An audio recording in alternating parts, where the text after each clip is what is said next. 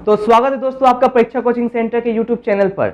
आज के वीडियो में हम बात करेंगे बेसिक कंसेप्ट के तीसरे पार्ट के बारे में। बेसिक कंसेप्ट की वीडियो में मैंने आपको पहले भी बहुत से वीडियोस को पहले बताया है, बहुत सी जानकारी मैंने दी है। इसके पिछले वीडियो में हमने बेसिक कंसेप्ट के पहले पार्ट और बेसिक कंसेप्ट के दूसरे पार्ट को बताया था, जिसका लिंक आपको डिस्क्रिप्शन बॉक्स में दे दिया जाएगा। वहां से आप इस वीडियो को देख सकते हैं। पर आप इसको देखेंगे क्यों, देखने की जरूरत क्यों पड़ेगी? तो उस वीडियो में मैंने आपको बहुत सारी चीजों की जानकारी दी थी, जैसे कि अल्फाबेट के बारे में बताया था, वर्ड्स के बारे में बताया था, सेंटेंस के बारे में बताया था, बेसिक कंसेप्ट 1 में बताया था। बेसिक कंसेप्ट 2 में मैंने ये भी बताया था कि सेंटेंस के कितने पार्ट होते हैं, सब्जेक्ट को और प्रेडिकेट को क्या क्या कहा जाता है, कैसे पता लगाएंगे सब्जेक्ट क्या होता है और प्रेडिकेट क्या होता है, ठीक है, कहाँ कहाँ इसको खोज सकते हैं हम लोग, कैसे खोज सकते हैं, इसको मैंने पहले वीडियो में बता के क्लियर कर दिया है। तो मैं आपसे कहूंगा कि उस वीडियो को देखिए और उसको समझ के फिर यहाँ पे आइए समझने के लिए, नहीं तो ये वीडियो आपको समझ में नहीं आएगा जब तक आप पिछले वीडियो को अच्छे से ना समझ लें। चलिए अब हम लोग अब सीधे स्क्रीन पे आते हैं और समझते हैं कि आज की वीडियो का मेन टॉपिक क्या है। आज की वीडियो में मैं आपको क्या समझाने वाला हूँ, मैं आपको सबसे पहले यही बात क्लियर कर देना चाहता हूँ। मैं आपको बताऊंगा कि जब हम किसी सेंटेंस को बताते हैं या सेंटेंस को लिखते हैं तो सेंटेंस में कौन कौन सी चीजें हम लोग को मेन जाननी चाहिए, किन किन चीजों से सेंटेंस बना हुआ होता है। नहीं, वो तो वीडियो मैंने बताया था सब्जेक्ट और प्रेडिकेट के बारे में। इसमें मैं बताने जा रहा हूं कि किन किन चीजों से सेंटेंस बना हुआ होता है। और आप जो पार्ट ऑफ स्पीच बोल रहे हो वो इसके बाद आएगा, इसी के साथ लेके आऊंगा उसको भी। अब शुरू करते हैं अब इस वीडियो को।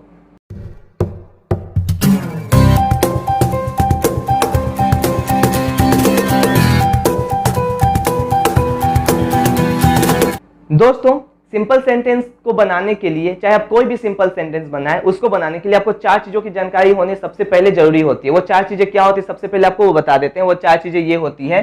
सबसे पहले आता है इनमें सब्जेक्ट का नाम, इसके बाद आता है वर्ब का नाम, इसके बाद आता है ऑब्जेक्ट और लास्ट आता है प्रीपोजिशन।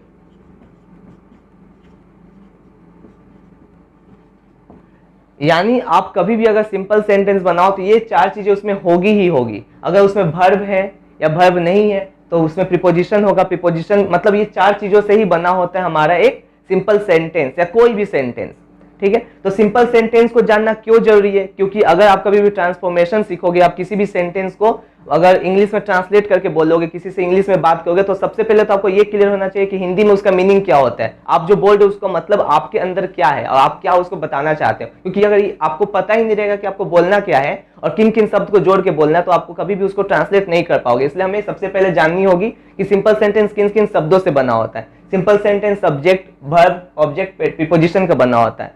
इसके अलावा पहले हम इसको डेफिनेशन को बाद में समझेंगे। आपको एक और बात बता दें कि इसके अलावा भी सेंटेंस जो होता है वो आपके pronoun, noun, verb, adverb, adjectives, preposition, conjunction, articles, determiners, इन सभी चीजों का भी बना होता है। इसके अलावा भी बहुत सारी चीजें हो सकती है और होती है, पर सबसे पहले हम इसकी बात करेंगे, इसके बाद हम उसमें आएंगे, क्योंकि वो एक डिटेल्ड इंफॉर्मेशन है जिसको हम शॉर्ट में नहीं दे सकते। हम देंगे उसकी जानकारी पर इसको देने के बाद सबसे पहले समझते हैं कि सब्जेक्ट होता क्या है। तो अगर बात करें सब्जेक्ट की, तो मैंने आपको पहले भी क्लियर कर दिया सब्जेक्ट और प्रेडिकेट में। सब्जेक्ट को मैंने क्लियर किया था, मैंने आपको इसके पिछले वीडियो में बताया था कि किसी भी सेंटेंस में जो काम कर रहा होता है या जिसके बारे में बताया गया होता है उसको हम लोग कहते हैं सब्जेक्ट। सब्जेक्ट क्या होता है? काम करता है सेंटेंस में। ये क्या करेगा? काम करता है। ये बोल सकते हैं काम करता है, काम को करना बताता है। ये काम को करता भी है या इसी से काम होता भी है, ये हम लोग कहेंगे सब्जेक्ट के बारे में। अगर कोई आपसे पूछे सब्जेक्ट क्या होता है तो आप क्या कहेंगे? ये भी जान ले, किसी भी सेंटेंस में जो काम कर रहा हो या जिसके बारे में बताया जा रहा हो वही हमारा सब्जेक्ट होता है। ये पहला आपका डेफिनेशन हो सब्जेक्ट का, और ये सबसे इजी डेफिनेशन, इसी से आप समझेंगे सब्जेक्ट को। अब आगे बात करेंगे जो वर्ब होता है। दूसरा इंपॉर्टेंट पार्ट होता है जो सिंपल सेंटेंस का होता है, वर्ब। वर्ब क्या होता है? तो सेंटेंस में जो भी काम हो रहा होता है, मतलब सब्जेक्ट जो कुछ भी कर रहा होता है, काम का होना ही वर्ब कहलाता है। यानी कि वर्ब क्या होता है? वर्ब एक तरह का काम होता है, जो वर्क होता है वही हमारा वर्ब होता है। बात समझ में आया? तो चलिए आगे समझते हैं। अब हम लोग समझते हैं ऑब्जेक्ट को। ये इसको इंपॉर्टेंट है, ये समझिए, क्योंकि इसको मैंने पहले नहीं बताया, मैं पहली बार इसको बताने जा रहा हूं कि ऑब्जेक्ट होता क्या है। ऑब्जेक्ट ऐसे देखा जाए तो वस्तुओं को ऑब्जेक्ट कहते हैं, लेकिन यहाँ पे सेंटेंस में ऑब्जेक्ट का मतलब होता है कि सेंटेंस जिसके लिए काम कर रहा है या सेंटेंस जो काम कर रहा है वो जिसका उसका असर जिस चीज के ऊपर पड़ेगा। बात को ध्यान से सुनिएगा। सेंटेंस में सब्जेक्ट जिसके लिए काम कर रहा है या सब्जेक्ट जो काम करेगा उस काम का असर जिस चीज पे पड़ेगा उसी को हम लोग ऑब्जेक्ट कहेंगे। आपको स्क्रीन पे दिख रहा होगा डेफिनेशन, आप उसको नोट डाउन कर सकते हैं और उसी से आप इसको समझ सकते हैं अच्छे से। काम का असर जिस पर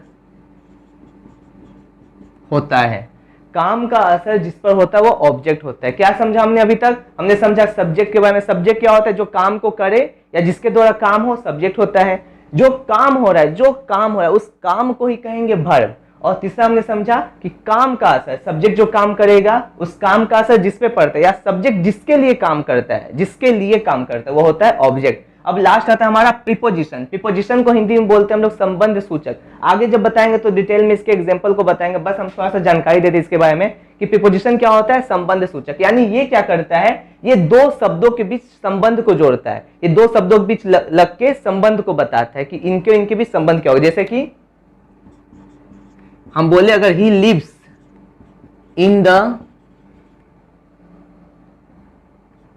किचन, वो किचन में रहता है, यानी कि यहाँ पे देखिए इन जो है ये एक तरह का प्रीपोजिशन है और ये लिव्स या ही और किचन के बीच संबंध बताता है। क्या बता रहा है? संबंध बता है। क्या है? वो किचन में रहता है। ठीक है, तो ये क्या हुआ? संबंध सूचक का काम करता है। तो हम इसको सिंपली बोलेंगे कि प्रीपोजिशन क्या करता है? संबंध बताता है।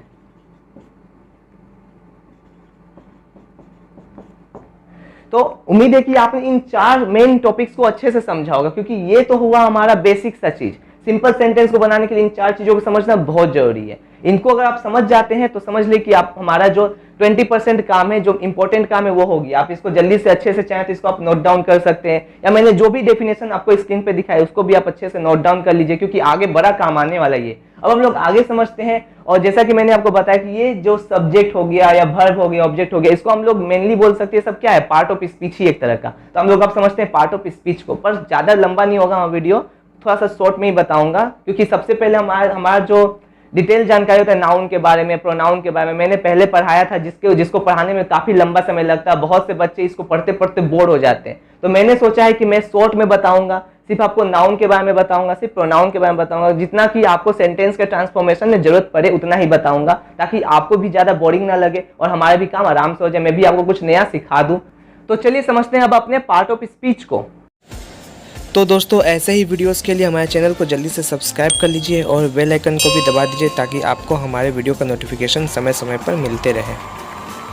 तो दोस्तों आइए चलिए समझ लेते हैं अब अपने पार्ट ऑफ स्पीच को। पार्ट ऑफ स्पीच का मतलब क्या होता है? Partition of a sentence according to its usage is called part of speech. यानी कि किसी भी सेंटेंस के अंदर, जो कुछ भी सेंटेंस के अंदर हम उसको बांटते हैं, सेंटेंस को जितने भाग में हम बांट सकते हैं, उसको जब हम बांट देंगे तो हर एक बंटवारे वाले छोटे छोटे टुकड़े को हम लोग पार्ट ऑफ स्पीच का हिस्सा मानते हैं। कैसे मानते हैं? तो अब हम आपको बता दें कि इंग्लिश के अंदर, ये हमारा डेफिनेशन है, इंग्लिश के अंदर जितना भी वर्ड होता है उस हर एक वर्ड को हमने उसके रूप, बनावट और गुण के आधार पर कई भागों में बांट दिया है, और इसी पार्टीशन को, इसी बंटवारे को हम लोग कहते हैं पार्ट ऑफ स्पीच। तो चलिए समझते हैं कि जो हमने बांटा है ये कितने भाग में बांटा है और क्या क्या होता है। तो मेनली ये होते हैं 8, ये 8 होते हैं।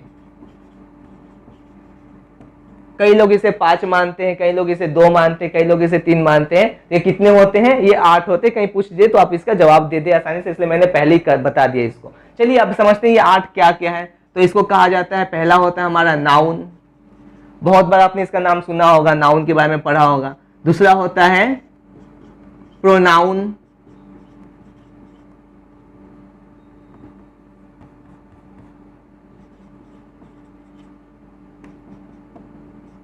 तीसरा होता है एडजेक्टिव,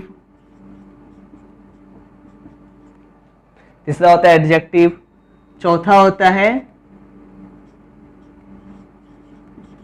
वर्ब, पांचवा होता है एडवर्ब, छठा होता है प्रीपोजिशन, इसको मैंने अभी कुछ देर पहले ही बताया आपको। सातवां होता है कंजक्शन, ये एक तरह का जंक्शन है, इसको हम लोग कंजंक्शन कहते हैं। और आठवां हमारा अंतिम होता है इंटरजेक्शन।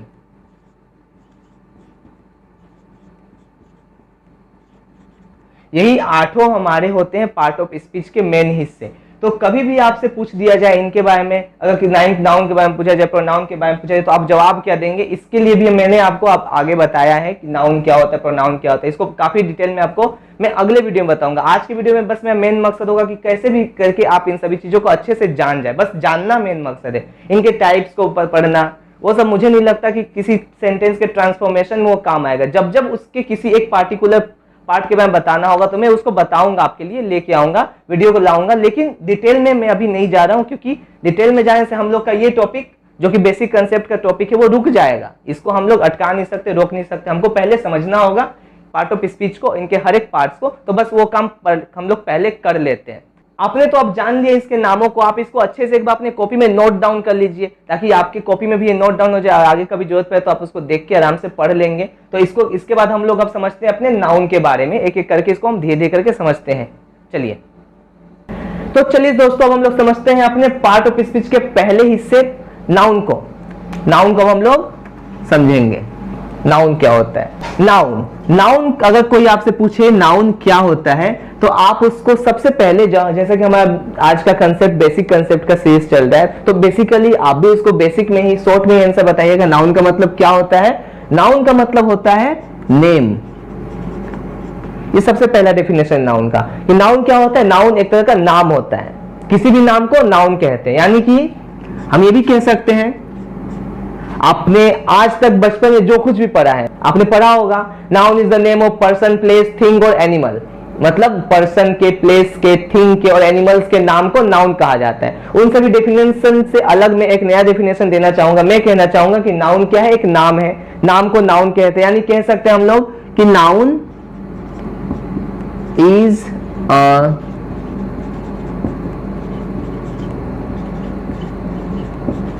कह सकते हैं हम लोग कि noun is a naming word, यानी नामकरण करने वाले शब्द को नाउन कहा जाता है। इस तरह से हम लोग कह सकते हैं कि all that we can see, feel और think is a नाउन। जो कुछ भी हम लोग सी देखते हैं, फील करते हैं या सोचते हैं, वो सभी चीजें नाउन होती है। नाउन क्या होता है? नामकरण वाला शब्द होता है। ठीक है, उम्मीद है कि आपने नाउन को डिटेल में समझा होगा। बेसिकली नाउन क्या होता है आपने समझ लिया होगा। और अपने पुराने डेफिनेशन को भी देख लेते हैं। अब हम लोग कह सकते हैं noun is the name of person, place, thing और animals. Noun is the name of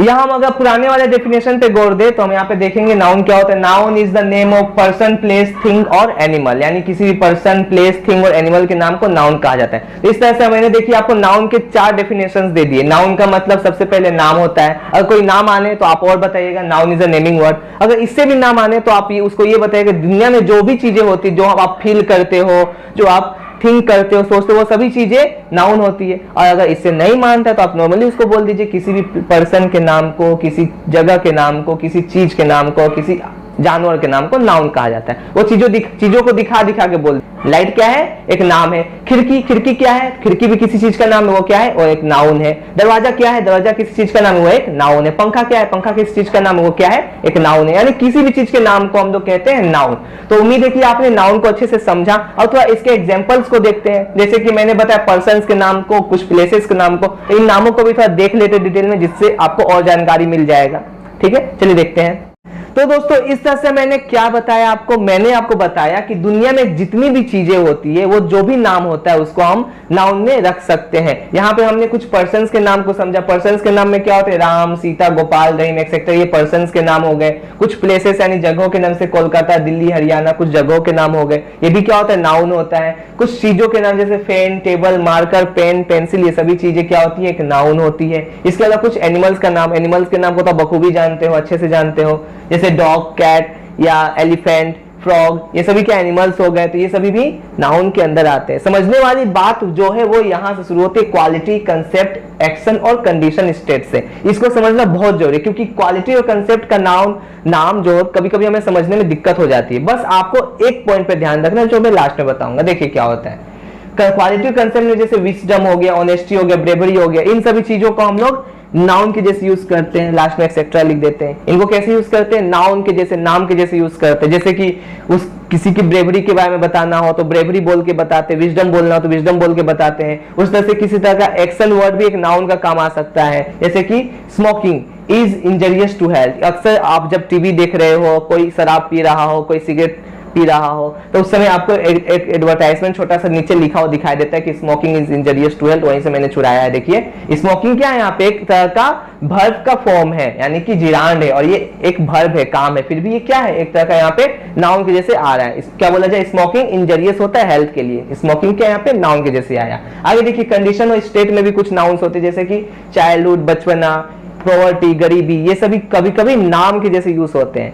तो कुछ नहीं समझना आपको, बस आपको जो मैंने बताया बस उस पर ध्यान दीजिए। नाउन क्या होता है, तो नाउन नाम होता है। नाउन क्या होता है, नाउन एक नेमिंग वर्ड होता है। अगर किसी को समझाना हो और कोई सेंटेंस दिया गया हो, आपसे पूछा जाए नाउन क्या होता है, तो आप सेंटेंस को ध्यान से देखेंगे और देखने के बाद आपको ये पता लगाना है कि उस सेंटेंस में जो वर्ड यूज किया गया, उस वर्ड से किसी चीज के बारे में पता चलता है, किसी चीज के नाम का पता चलता है। अगर हाँ पता चलता है तो वो नाउन है, नहीं तो वो नाउन नहीं है। जैसे कि अगर हम किसी भी नाम को ध्यान दे तो नाम क्या होता है, हमारा नाउन होता है। तो उम्मीद है कि आपने नाउन को अच्छे से समझ लिया, इसको मैंने अच्छे से आपको बता दिया है। अब हम नाउन के टॉपिक से आगे बढ़ेंगे और समझेंगे प्रोनाउन को। तो चलिए आते हैं प्रोनाउन को समझते हैं। तो प्रोनाउन क्या होता है, अब इसको समझते हैं। सबसे पहले इसके नाम को समझ लें। प्रोनाउन का मतलब क्या होता है, इसमें दो वर्ड होते हैं, प्रो नाउन। आपको मैंने पहले ही बताया है, प्रो और नाउन, यानी कि नाउन को तो पहले हम लोग समझ चुके हैं। नाउन को क्या कहते हैं, नाउन का मतलब होता है एक वर्ड में, नाउन को कहते हैं नेम। और बस प्रो को समझना, प्रो का मतलब होता है फोर। इस तरह से क्या समझ में आया, फोर नेम, यानी कि फोर नाउन। क्या बोलेंगे, फोर नाउन। हम ऐसे ही बोल सकते हैं या फोर नेम बोल सकते हैं, यानी कि नाउन के लिए। नाउन के लिए से तो कुछ समझ में नहीं आ रहा है, इसको और अच्छे समझें तो हम लोग कह सकते हैं प्रोनाउन इज यूज्ड, हम लोग कह सकते हैं pronoun is used in the place of noun.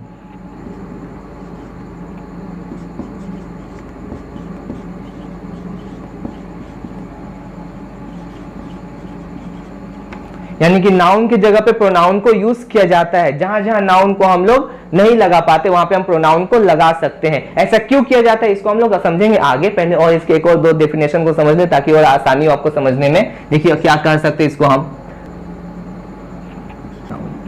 हम ये भी कह सकते हैं कि वो word, a word that is used to reduce the use of noun, एक ऐसा वर्ड जो यूज किया जाए रिड्यूस करने के लिए, कम करने के लिए नाउन का यूज, उसी वर्ड को भी हम लोग कहते हैं प्रोनाउन। तो इस तरह से हमने तीन डेफिनेशंस को समझे जिसको हम लोग एक बार पढ़ लेते हैं। प्रोनाउन का मतलब होता है फोर नाउन, यानी नाउन के लिए आने वाले शब्द को प्रोनाउन कहते हैं। Pronoun is used in the place of noun, noun के प्लेस पे प्रोनाउन का यूज किया जाता है। और या हम ये भी कह सकते हैं कि नाउन को जो यूज होता है, नाउन के यूज को कम करने के लिए, घटा देने के लिए हम लोग क्या करते हैं, उसके जगह पे प्रोनाउन को बैठा देते हैं। तो बेसिकली हमने क्या समझा, नाउन और प्रोनाउन में ज्यादा डिफरेंस नहीं होता है। जहां पे हम नाउन का यूज नहीं करते वहां पे हम प्रोनाउन का यूज करते हैं, बस यही समझना था। कुछ एग्जांपल्स को देखेंगे तो और क्लियर हो जाएगा आपके लिए। चलिए समझते हैं।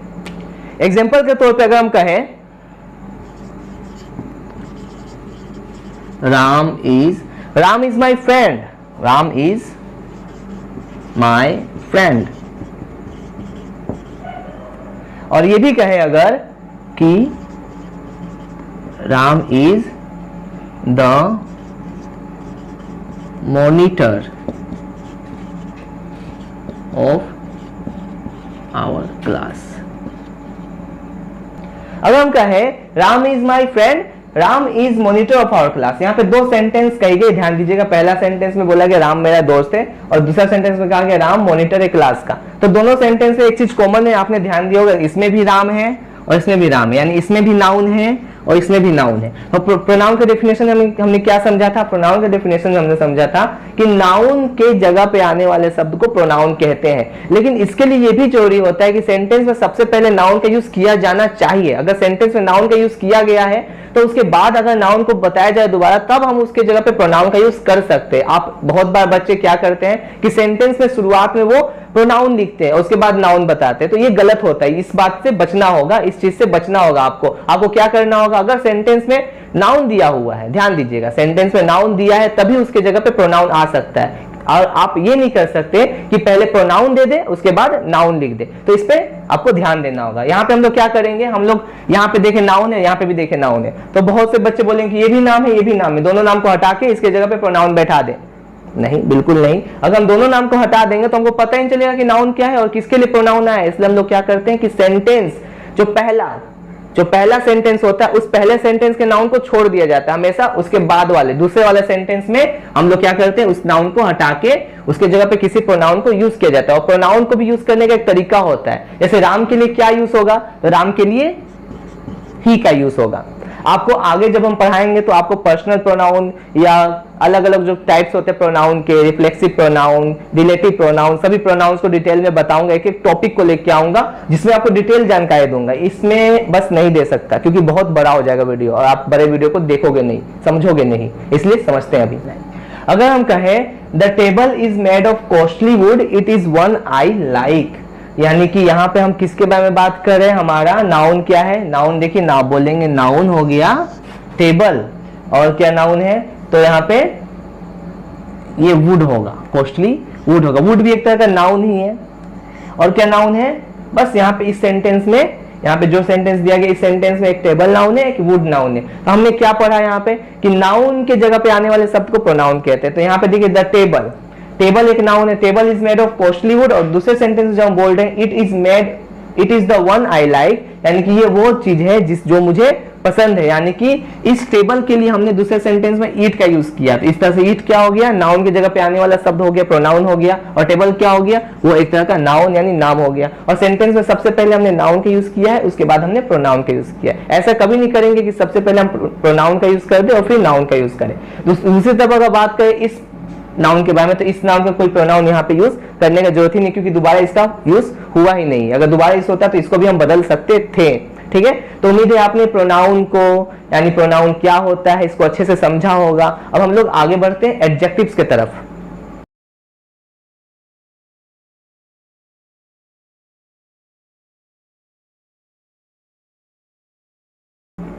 तो चलिए समझते हैं अब एडजेक्टिव्स को। एडजेक्टिव होता क्या है? एडजेक्टिव में सबसे पहले जो एड लिखा गया, इसका मतलब होता है ऐड करना।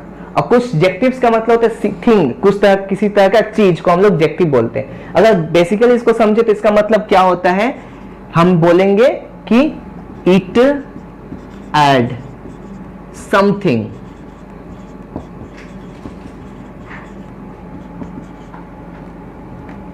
To the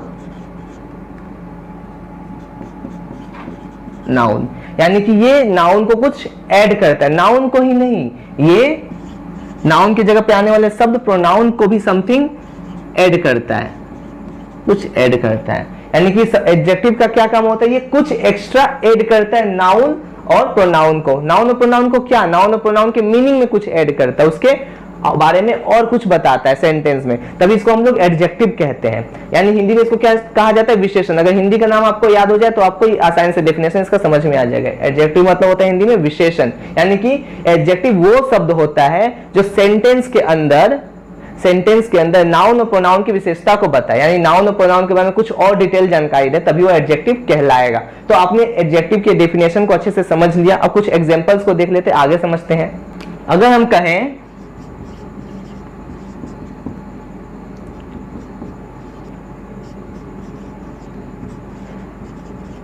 the lazy dog can not play. अगर हम कहें the lazy dog can not play, या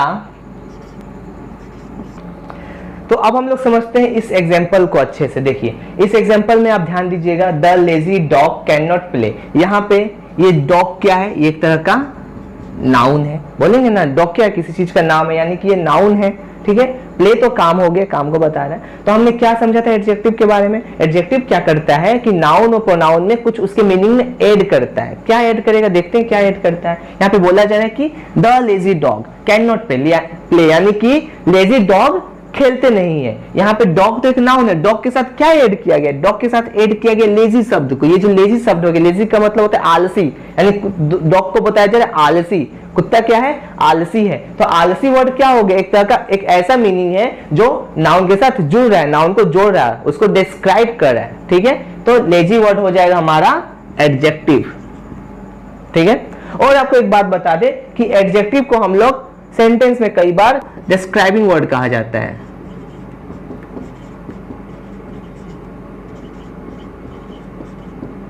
एडजेक्टिव एक तरह का डिस्क्राइबिंग वर्ड होता है, यानी किसी वर्ड को डिस्क्राइब करता है। वर्ड को नॉर्मली नहीं, नाउन या प्रोनाउन को ही डिस्क्राइब करता है, पर हम लोग कहते हैं वर्ड को डिस्क्राइब करता है। आगे एक और एग्जांपल दिया गया, देखिए, do you take bath in the cold water.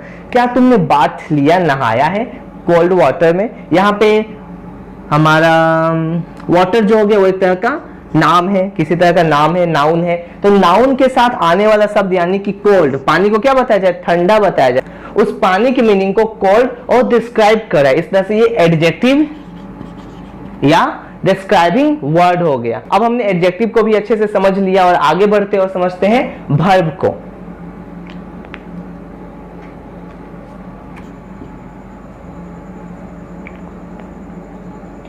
दोस्तों इस वर्ब को कभी कभी एक्शन वर्ड भी कहा जाता है, यानी कि काम में होने वाला एक्शंस को हम लोग वर्ब कहते हैं। तो इस बात पे ध्यान दीजिएगा, क्योंकि कभी कभी वर्ब ना देके एक्शन वर्ड भी पूछ देता है। इसका ये नाम भी यहाँ पे लिख देते हैं हम लोग, एक्शन वर्ड, ठीक है। आगे इसके डेफिनेशन को समझते हैं। तो हम इसके डेफिनेशन में कह सकते हैं, a verb is a word that tells about the action और स्टेट ऑफ अ ऑब्जेक्ट और एजेंट, ठीक है। इस तरह से आपने समझा, क्या समझा कि एक verb, a verb is a word.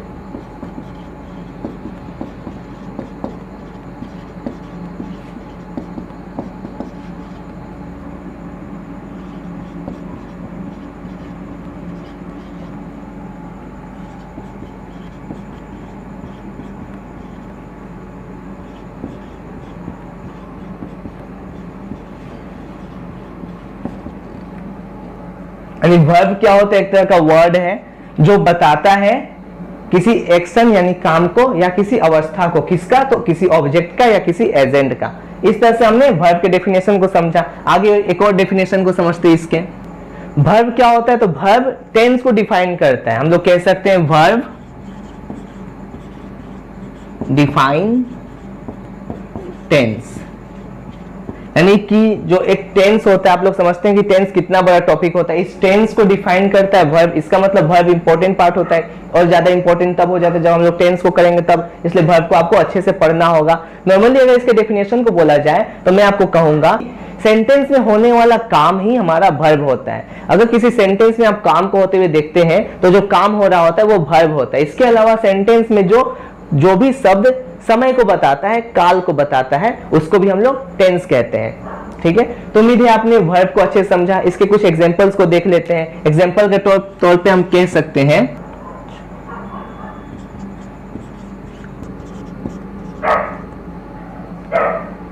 यहां पे आप एग्जांपल्स में देख सकते हैं, मैंने बताया है आपको, एग्जांपल 1 में बताया, आई बॉट अ वॉच, मैंने खरीदा एक घड़ी को। यहाँ पे आपसे अगर पूछा जाए कि काम क्या हो रहा है, तो आप बोलोगे काम हो रहा है, खरीदने का काम हो रहा है, यानी कि इसमें क्या हो रहा है, खरीदा जा रहा है। तो खरीदने काम हमारा वर्ब कहलाया, काम जो है वो वर्ब कहलाया, यानी कि यहाँ पे जो हमारा वर्ब है वो क्या बता रहा है, वो किसी तरह के एक्शन को बता रहा है। तो यहाँ पे हम बता देते हैं वर्ब क्या करता है, यहाँ पे एक्शन को बता रहा है। दूसरे सेंटेंस में देखिए, the girl wrote a letter to her cousin, girl ने क्या किया, लिखा, काम क्या करी, लिखने का काम करी। ये मत बोलिएगा लेटर लिख रही है, लेटर थोड़ी लिख रही है, वो पत्र लिख रही है, यानी कि वो कोई बुक भी लिख सकती है, वो कोई नोवेल भी लिख सकती है। काम क्या हो रहा है, लिखने का काम हो रहा है। मतलब वर्ब को पहचानने कैसे, वर्ब को पहचानना है काम से। यहाँ पे काम क्या हो रहा है, लिखने का, तो लिखने का काम जो हो रहा है हमारा, ये हमारा वर्ब हो गया। अगले सेंटेंस में देखिए, Kolkata is a big city, यहाँ पे एक तरह के स्टेट को बताया जा रहा है। स्टेट को बताने वाला शब्द यहाँ पे क्या है, ये है इज।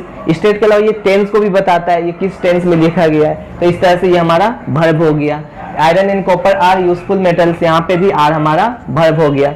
जब हम आगे वीडियो को लेके जाएंगे, बेसिक कंसेप्ट को जब हम आगे बढ़ेंगे तो वहां पे हम लोग समझेंगे वर्ब कितने तरह के होते हैं, वर्ब में क्या क्या, ये सब is, am, are, was, were, ये क्या होता है, इसके बारे में हम लोग समझेंगे डिटेल में। पर अभी जितना समझना जरूरी वो ये है कि वर्ब होता क्या है और वर्ब कैसे होता है, क्या क्या चीजें होता है, कैसे पता लगाएंगे इसका। बाकी डिटेल जो जानकारी, इसके लिए हम आपको अलग से एक वीडियो प्रोवाइड करेंगे जिसमें आपको सारा वर्ब के बारे में जितना भी जानकारी हो, कितने टाइप का होता है, हेल्पिंग वर्ब क्या होता है, ऑक्सिलरी वर्ब क्या होता है, मेन वर्ब क्या होता है, सारी चीजें आपको वहां पे ही मिल जाएगी। तो चलिए अब आगे समझते हैं अपने एडवर्ब को, क्योंकि आपने इसको समझ लिया है। हमें समझना है अब एडवर्ब को। एडवर्ब क्या होता है समझते हैं।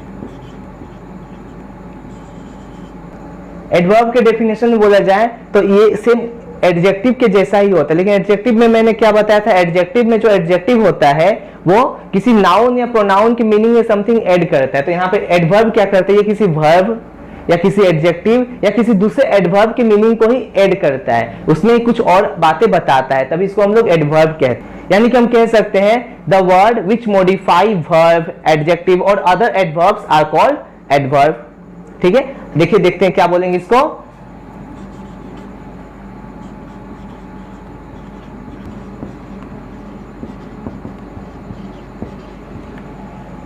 The word which modify verb, adjective और other adverb are called adverb। यानी कि वो वर्ड जो किसी एडजेक्टिव को या किसी वर्ब को या किसी अदर दूसरे एडवर्ब को मॉडिफाई करता है या उसकी विशेषता को बताता है, तो उसको हम लोग कहते हैं एडवर्ब। तो आप इस डेफिनेशन को इजीली अपने कॉपी में नोट डाउन कर सकते हैं जो मैंने आपको बताया। ठीक है दोस्तों, इसके साथ साथ मैं आपको बता दूं कि यहाँ पे हमने बोला एडवर्ब। एडवर्ब का मतलब अगर इसको हिंदी में बोला जाए तो क्रिया विशेषण होता है। यहाँ पे एडवर्ब सिर्फ वर्ब, एडजेक्टिव और दूसरे एडवर्ब को ही मॉडिफाई नहीं करता, इसका नाम सिर्फ क्रिया विशेषण। इसका मतलब इसको छोटा मत आंकिएगा। एडवर्ब इस पार्ट ऑफ स्पीच में आने वाले कई सारे वर्ड्स को भी मॉडिफाई करता है। वो कोई भी वर्ड हो, अगर वो मॉडिफाई हो रहा है तो वहां पे एडवर्ब की भूमिका होती है। तो एडवर्ब काफी बड़ा टॉपिक है जिसको भी डिटेल में समझना बहुत जरूरी है, पर आज नहीं। चलिए समझते हैं अब इसके एग्जांपल्स को।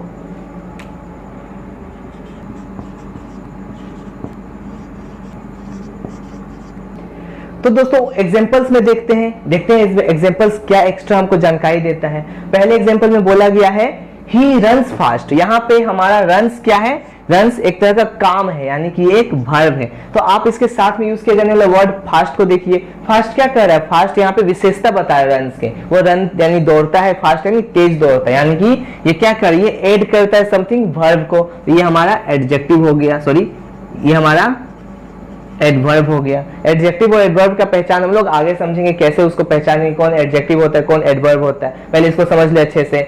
यहाँ पे बोला कि यू आर एब्सोल्युटली राइट। यहाँ पे जो हमारा वर्ड राइट हो गया यानी कि सही हो गया, ये यू की विशेषता को बता रहा है, यानी कि वो सही है। लेकिन जब हम बोलते हैं यानी विशेषता बताने शब्द को हम लोग बोलते हैं एडजेक्टिव, या राइट क्या हो गया, ये हो गया एडजेक्टिव। लेकिन जो एब्सोल्युटली बोला गया वो राइट के लिए बोला गया है, बिल्कुल सही, बिल्कुल सही। यानी कि एब्सोल्युटली क्या हो गया, वो एक कुछ ऐड करता है एडजेक्टिव को, यानी एडजेक्टिव को समथिंग ऐड करने वाले शब्द को हम लोग कहते हैं एडवर्ब। आगे बोला जा रहा है शी स्पीक्स क्वाइट सॉफ्टली। यहाँ पे वो बात करती है, वो यानी वर्ब है, वो स्पीक्स क्या करती है, बात कैसे करती है, क्वाइट बिल्कुल, सॉफ्टली मुलायम रूप से, यानी मुलायमता से। तो यानी कि यहाँ पे हमारा सॉफ्टली भी एक तरह का एडवर्ब हो गया, और क्वाइट एडवर्ब के लिए यूज किया जाने वाला एक दूसरा एडवर्ब हो गया। बताइए, एडवर्ब एक ऐसा वर्ड होता है जो खुद की विशेषता को भी बताता है और दूसरों की विशेषता को भी बताता है। ये एक ऐसा वर्ड हो गया। ठीक है, तो उम्मीद है आपने एडवर्ब को समझा। एडवर्ब वैसे काफी बड़ा टॉपिक है जिसको इतने छोटे में समझना तो आसान नहीं है। चलिए हम लोग अगले टॉपिक की तरफ समझते हैं और एडवर्ब को हम लोग आगे के लिए छोड़ देते हैं ताकि आगे भी आपको समझने के लिए रहे। तो दोस्तों ऐसे ही वीडियोस के लिए हमारे चैनल को जल्दी से सब्सक्राइब कर लीजिए और बेल आइकन को भी दबा दीजिए ताकि आपको हमारे वीडियो का नोटिफिकेशन समय समय पर मिलते रहे। तो दोस्तों अब हम लोग को समझना होगा छठे पार्ट प्रीपोजिशन को। तो देखते हैं प्रीपोजिशन होता क्या है।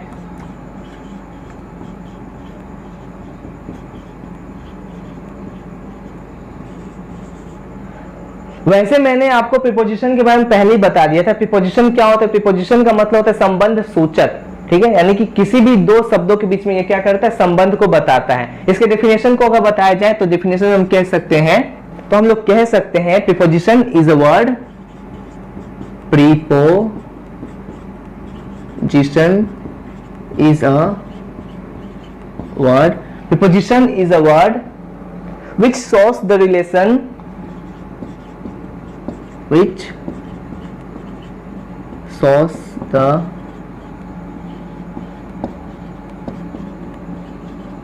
relation, जो संबंध को दिखाता है। किसके संबंध को बताता है? relation of a नाउन और प्रोनाउन, किसी नाउन या प्रोनाउन के रिलेशन को बताता है। किससे बताता है? विथ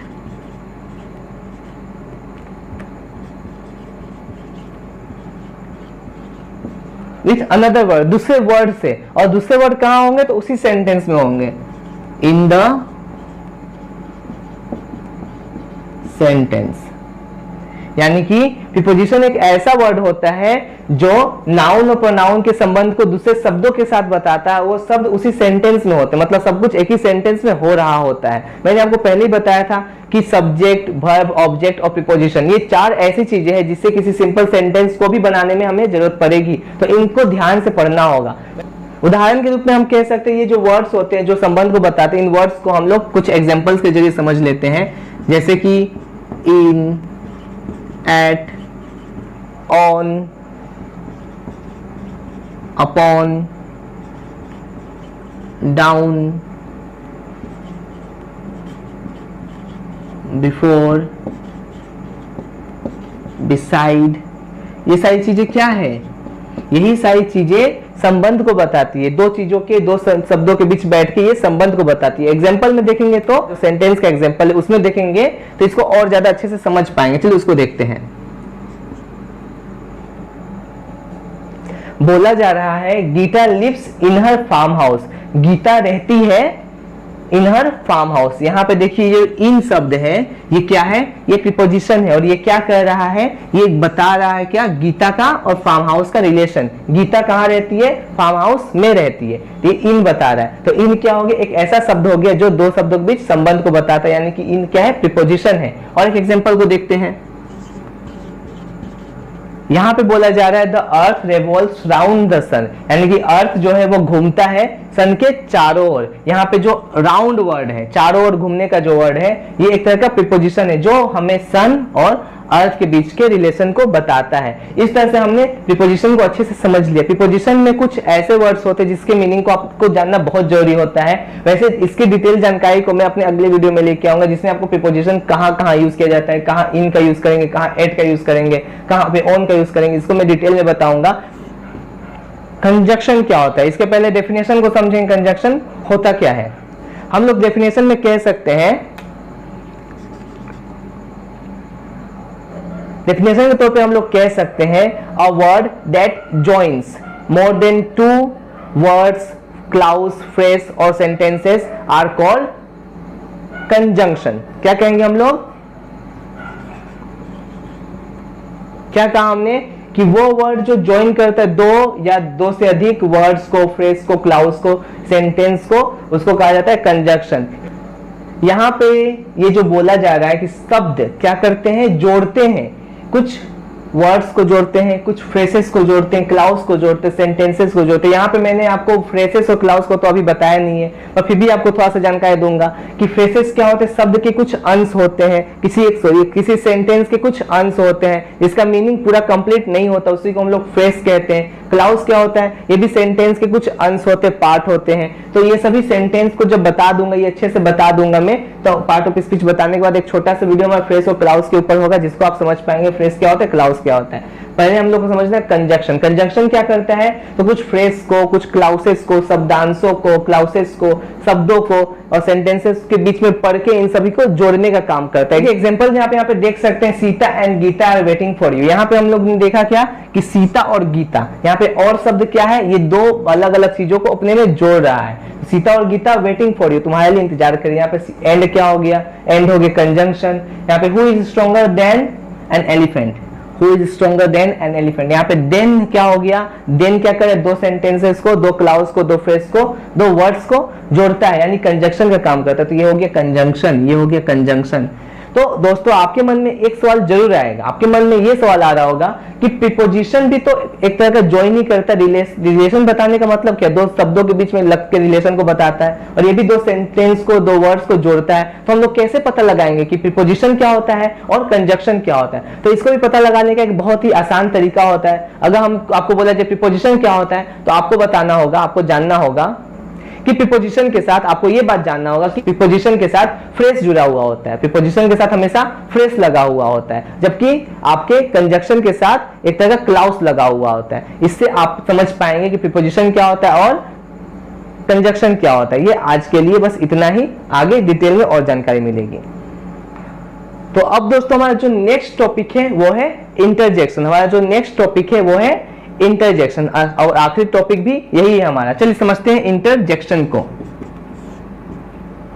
दोस्तों इंटरजेक्शन कुछ ऐसे वर्ड्स होते हैं जो आपके फीलिंग्स को, आपके इमोशंस को बताते हैं। जब भी आपका कभी मतलब आप कभी किसी सिचुएशन में जब उदास हो जाए, या जब ज्यादा खुश हो जाए, या जब आप चौंक जाए, तो इस सिचुएशन में आपके मुंह से जो आवाज निकलती है या आप जो वर्ड बोलते हो वही वर्ड इंटरजेक्शन कहलाते हैं। ठीक है, तो ऐसे वर्ड्स को हमको समझना होगा। इसको पहचानना काफी आसान होता है, आप इनको आसानी से पहचान सकते हैं। बस बनाना सीखना है, तो बनाने के लिए आपको एक्सप्रेशन को बताना सीखना होगा। आप एक्सप्रेशन को जैसे बोल पाते हैं वही एक्सप्रेशन हमारा इंटरजेक्शन कहलाता है। इसलिए एक्सप्रेशन को समझना बहुत जरूरी है। एक्सप्रेशन क्या होते हैं, तो अचानक से, मतलब अगर आप गुस्सा हो तो एक तरह का एक्सप्रेशन, आपका जो चेहरा का तरीका बदल गया, वो एक्सप्रेशन होता है।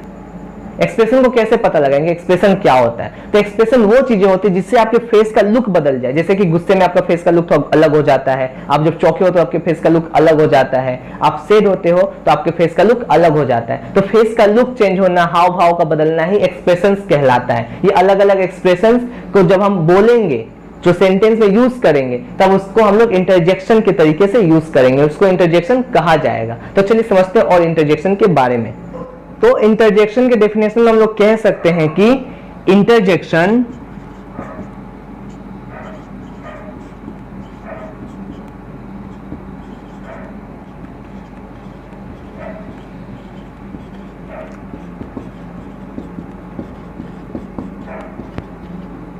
Interjection is a word that help अस, किस चीजों में हेल्प करता है, टू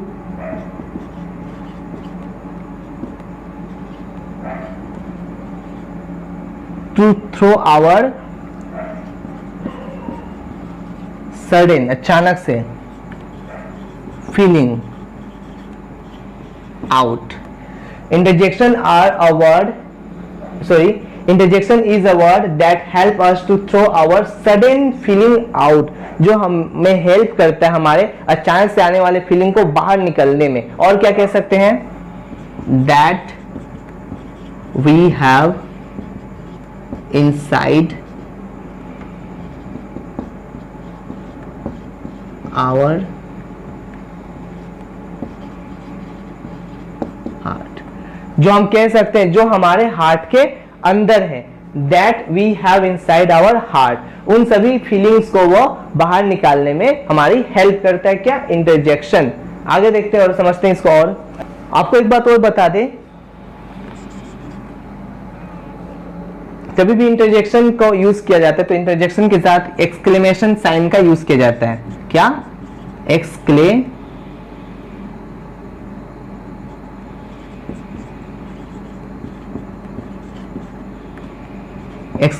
साइन का यूज किया जाता है जब कभी हम लोग इंटरजेक्शन का यूज करते हैं तब, यानी सेंटेंस जब हम बना देंगे इंटरजेक्शन वाला तो उसके लास्ट में एक खड़ी पाई और एक पॉइंट ये वाला साइन का यूज करेंगे, यही कहलाता है इंटरजेक्शन साइन। हर एक इंटरजेक्शन के बाद इसको हम लगाना जरूरी हो जाता है, जिसके बिना इंटरजेक्शन पूरा नहीं होता है। जिसे कुछ इंटरजेक्शन के एग्जांपल हम लोग कह सकते हैं,